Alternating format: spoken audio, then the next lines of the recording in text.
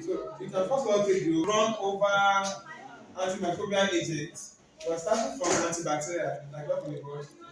So in the other classes we've had, we talk about antimicrobial agents that they can be antibacterial, antifungal, or antiviral.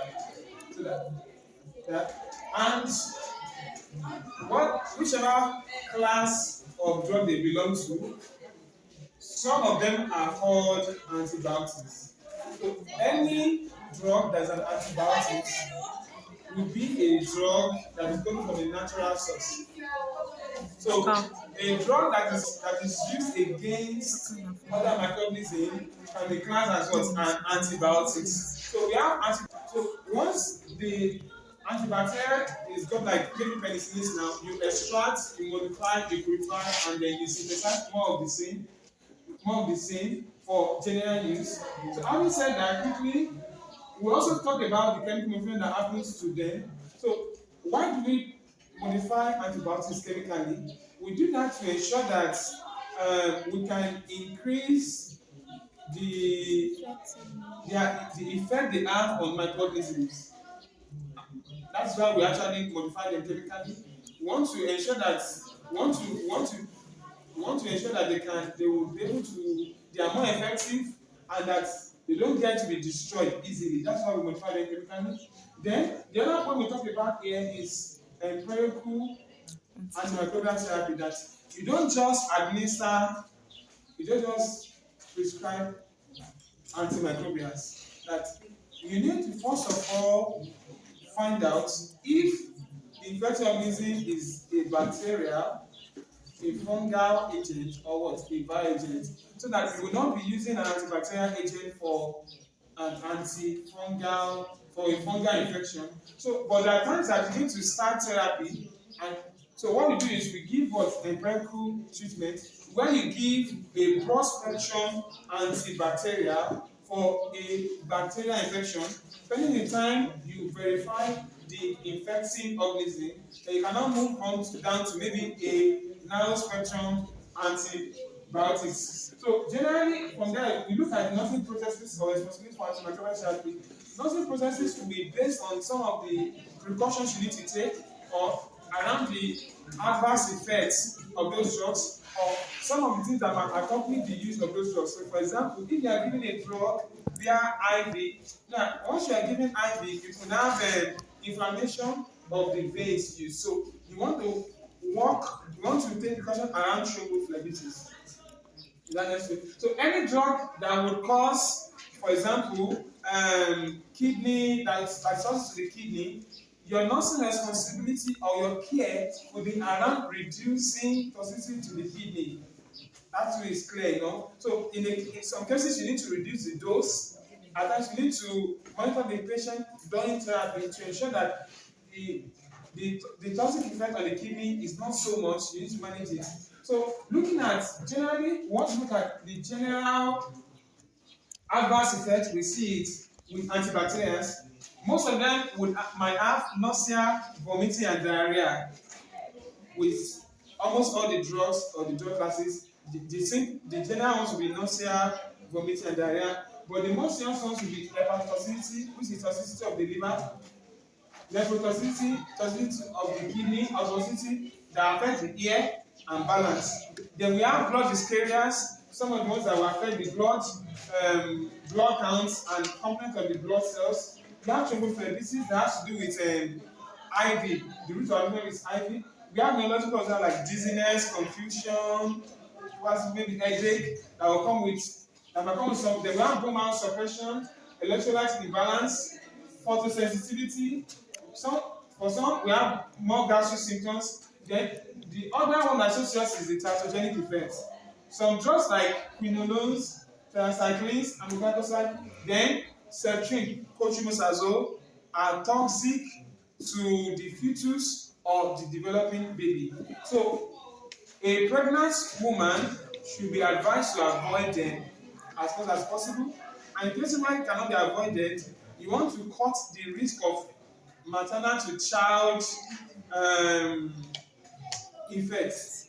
So because of these drugs could cause Some of them may cause abortion in a way. Some of them will cause malformation in the child. So that's why you want to reduce the use of this drug in a pregnant woman, a woman that is breastfeeding, that is lactating, or for some, like in a child that is up to 8 years, when you have bone development and teeth development.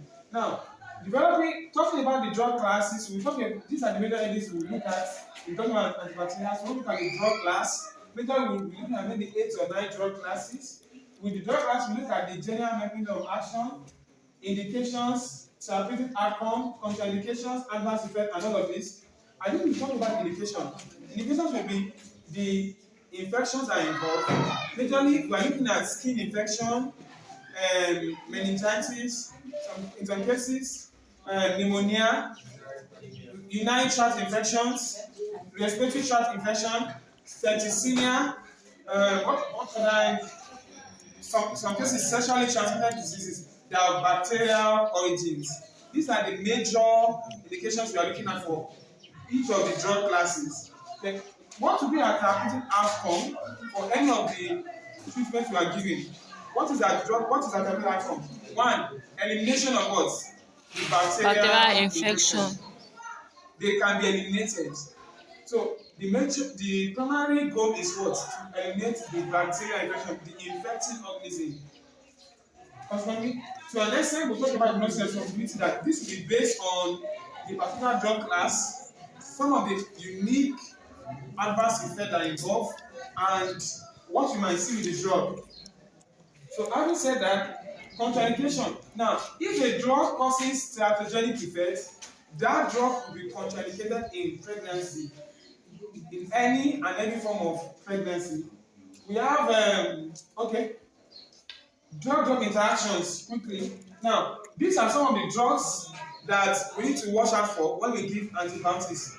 Mostly, when you give antacids and sulfurate, because these drugs tend to act as a cover, they tend to coat the GIT, the inner lining of the stomach. You need to give your antibacterials 1 hour prior or 2 hours afterwards. So, antacid or sulfurate will affect all the antibiotics generally. Most of the time, it is advised that you avoid iron supplements when you are given antibiotics. So generally, you want to avoid what? Iron supplements. The next one here is what? Oral contraceptives. It is proven that antibiotics or antibacterials generally will reduce what? The effectiveness of what? Oral contraceptives. So what we advise, so as part of a nursing responsibility to the patient, that you advise the patient or the person receiving the drug to do what? To use other form of protection while they are what? On antibiotics, because there might be a failure of family planning in this case, and it might result in pregnancy or unwanted pregnancy. Then probability, in a way, what we say about probability and the effect on antibiotics, they affect the pharmacokinetic profile of antibacterial generally. So at times, probability is given to prolong the half-life or the duration of action of some antibacterials. So that's why we have warfarin that most of the time antibiotics tend to increase the toxic potential of warfarin. So anticoagulation may increase. So that's what we have for this. And coming back to the major drug classes, so we said that most of our most antibacterials are classed as either a cell wall synthesis inhibitor, a protein synthesis inhibitor, we have a DNA synthesis inhibitor, we have folate synthesis inhibitors. Now, under these, the cell synthesis inhibitor, we have the Carbapenems, Cephalosporins, and Penicillins. These are the drug classes. These are a way of classifying the drugs. So, drug classes under cell wall synthesis inhibitors are these. So, for Carbapenems, examples would be imipenem, cilastatin, meropenem, IV, and I think doripenem. So, what do we know here? That generally, this class of drugs inhibit what? The cell wall of the bacteria. Luckily, animals and human beings don't have cell wall. So, usually it is plants or, in this case, bacteria that have the cell wall. So the drug is meant to target what? A major structure in the organism. So by destroying the cell wall, it means that since most of these cells are unicellular organisms, this organism will die. So here, for carbapenems, we also find out that carbapenems inhibits renal dipeptidase enzyme, dehydropeptidase 1, which may, in a way, at times may inactivate the drug. So that is an addition. That is additional for carbapenems. That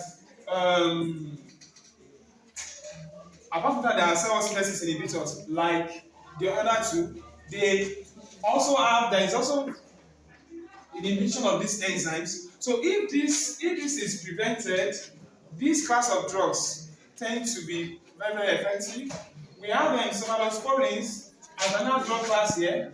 We have cephalosporins to which are also what? They are cell wall synthesis inhibitors, and just like penicillins too are cell wall synthesis inhibitors. So if all of these three are cell synthesis inhibitors, at times, when you need to give a cell wall synthesis inhibitor, a person that may be sensitive to carbapenems may not react to this. So in a case that you cannot give carbapenems, you may end up giving what? A cephalosporins or a penicillin drug class. So, but in the cases that we talk about sensitivity and co-sensitivity, is the individual sensitive to one of the drug class or sensitive as co-sensitivity across that class. If you have co-sensitivity, you cannot give any of the drugs in this drug class. You have to switch to others. But most cases, the person actually sensitive maybe to just one drug class. But since they are also sensitive, you can always switch to the penicillins or the cephalosporins. Now, with our penicillins, we have that our penicillins, we have the older forms of the penicillins and the newer form of the penicillins. Now, penicillin was one of the first true antibiotics I discovered. We have that a replication involves having a protective ring structure around the active agents. So we have that in the old agent like napcillin and oxacillin. But newer agents usually have what we call a secondary chemical substance here, which is which the infection organism might find more attractive. So in this case, we see that with augmentin, for example, tigmentin, and the other ones like that, they add another structure that the organism most likely will attack the other structure, leaving the beta-lactam or the active structure in the penicillin to destroy the organism. Why are these modifications necessary? These modifications are necessary to prevent resistance to drugs. So most persons that will take amoxicillin and will not see any effect might end up taking augmentin, which is still amoxicillin, but with potassium clavulanate has been added to it. So we have that for this. So we can also look at our protein synthesis inhibitors. The major ones here are the macrolides and the glycoside and what? Our tetracyclines. With our macrolide also majorly or specifically they affect the 50S subunits, the ribosomes in the antibacterial. The aminoglycoside and tetracycline affect the 30S subunit here. Macrolides, for example, now this is are the protein synthesis inhibitors. So the organism is in this case prevented from being able to manufacture protein. That is the implication. Human beings don't manufacture protein. We eat our protein in a diet and our body absorbs our amino acid from our diet. We don't produce. So essentially, we don't expect to see a lot of adverse effects in that line with protein synthesis inhibitors. So for our macrolides, we have our examples to be the azithromycin, the erythromycin, and clarithromycin. And clarithromycin seems to be more potent than the erythromycin. For aminoglycoside, this class of drug, which is usually reserved for serious bacterial infections or bacterial infections that have not been we've not been able to find a cure to with the other less toxic antibacterials. So the fact is aminoglycoside is very, very effective, but it also the the therapeutic index is very narrow. So the drug is not so safe. So it should not be a first class drug for most antibacterial infection. It should be served for infections that are serious or the individual has not shown response when they were given other ones. And also, apart from the fact that it's not so safe, most of these other adverse effects that we talk about here, especially the ototoxicity, nephrotoxicity or toxicity, are very peculiar to aminoglycosides. So these are some reasons why the aminoglycoside will not be a first-line drug for any infection. Not because it's not effective, but because what? Of the adverse effects it produce and its safety profile of that drug. So aminoglycoside examples will include gentamicin, right? Amikacin, streptomycin. So and we have them as oral forms of it, capsule, tablet. We have the IV forms that will come in ampoules or the vials. Then we have tetracycline here. Tetracyclines here, the major examples will be our tetracycline and doxycycline. Majorly, it's about that tetracycline should not be given to a pregnant woman or to a child that is under 8 years old. A fetus to a child, a woman, that will include a woman that is lactating or breastfeeding. Why is it so? Because we saw that tetracycline can cross, will be able to cross through the placenta. One, tetracyclines or tetracycline to be precise, because it is really tetracycline that is really the problem, will also be secreted in breast milk. Tetracycline too will also affect a child that is growing. So it's not just the discoloration of the teeth, brownish teeth or yellowing of the teeth, but the aplasia of the enamel. The teeth there's malfunction of the teeth, and it also affects bone growth and development. So in a way, some of these may not be reversible. So that's why tetracyclines should be avoided as much as possible, especially tetracycline. Some of these adverse effects are not seen with doxycycline. That has to be said. Yeah? Okay? Quickly, we look at, so there are also miscellaneous agents that are also protein synthesis inhibitors like chlorphenicol and clindamycin, generally. Then looking at our DNA synthesis inhibitors here, quinolones and fluoroquinolones, what they usually inhibit is this enzyme, the DNA gyrase enzyme. They tend to inhibit this enzyme. So once they do this, the microorganism will not be able to produce the copies of DNA it needs for replication. So the other form of this drug class are called quinolones. So we have the nalidixic acid there, whereas the newer forms are fluoroquinolones, where we have the ciprofloxacin. So for the most part, quinolones have been phased out for effectiveness and for safety. So what you find is ciprofloxacin, an example of what? A fluoroquinolone, which is what we use for most bacteria. Like some people use for what? They use in typhoid. So that is a general usage now in typhoid. The usage is in typhoid generally.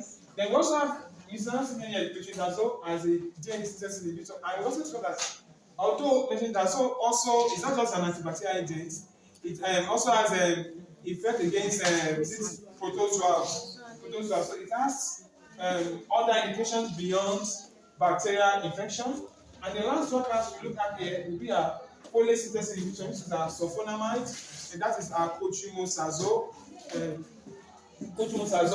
Here, this class of drug will inhibit the synthesis of folic acid. So it blocks a two-step pathway in the synthesis of folic acid. Like we also said that human beings too will not need to synthesize folic acid. We will need to consume folic acid, but for microorganisms that will need to produce their own protein or produce their own folic acid, we can block this active pathway in them, which will often lead to the death of the organism. So essentially what we have is what we have a bacteriostatic effect or a bactericidal effect. Bactericidal effect means that it will stop the organism from multiplication and reduce it to the best minimum. Bactericidal effect means that it will actually eradicate the microorganisms. So the other things probably I shall mention is the fact that there are different spectrums of activity. We have the narrow spectrum antibacterials. We have what the broad spectrum and and the extended extended spectrum. The narrow spectrum will mostly for antibacterials. The bacteria are limited to either just the gram-positive bacteria or mostly the gram-negative. In some cases, maybe they are even limited to some particular shape, maybe gram-positive cocci, gram-positive streptococci, so they need to shape. But the fact is, now spectrum antibiotics will only attack or destroy just a smaller population of microorganisms, whereas a broad spectrum antibiotics can be used for any type of bacterial infection. Although in terms of effectiveness, a narrow spectrum may be more effective than a broad spectrum antibiotics. But the third spectrum that we have are what we call the extended spectrum antibacterials, which normally would have a preference for either the gram-positive organism or the gram-negative organism. Then beyond the gram-positive, they can also affect a few other organisms that are possibly gram-negative. Whereas they can just be for the gram-positive organisms and just a few gram-negative organisms. So these are more like a summary of our discussion. Then for the dosages and availability, we said that dosages will be dependent on the country. For most capsules, we have 250 milligram capsules, 100 milligram capsules, right? Availability, so we can decide that it's what oral. If you have a capsule form of that drug will come in as what oral. So the other form that is oral will be what, the syrup or the what suspension. Thank you. Then, so the dosage, so this which affect the route of administration. The other ones can be in form of ampoule, which can be used for what? Our IV administration or our IM administration. So most of the suspension will be maybe 250 milligram per 5 ml, 500 milligram in 10 mils. So those ones you can easily calculate what the dosage you are going to administer. So the essence of the dosage is to know what quantity you are supposed to give. So we have the dosage, we have the availability. So once you know the dosage, you know the availability, you know the route of administration. Either it's parenteral or the enteral forms. Okay? Then the pharmacological profile of the drug. For most of these drugs, once they are given orally, it will be absorbed quickly, right? Most of them will be widely distributed. So they will not have to sequester in a particular tissue. So you are looking at what is the bioavailability of the drug, what part of the body would they be found after administration, how are they metabolized, and how are they excreted? Are they excreted by the kidney? Are they excreted by the liver? So once you know that if a drug is specifically metabolized by the liver, you want to watch out for the patient that the patient does not have liver impairment.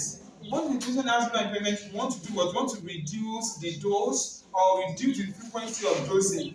If the drug is eliminated by the kidney, a person that has a kidney disease, you also must reduce the dose or reduce the frequency of dosing to reduce what? Why do you need to do it? Because you want to reduce what? Bioaccumulation. The accumulation of more doses in the body, which will lead to what? Production of what? More adverse effect and more toxic potential of that drug. So this is I believe if there is anything I left out that I need to talk about. So most of the cell host inhibitors are called beta-lactam antibiotics or antibacterial. Why? Because beta-lactam happens to be the active structure in them, and whereas the beta-lactam will destroy the microorganism, the microorganism also makes plans to destroy the beta-lactam brain.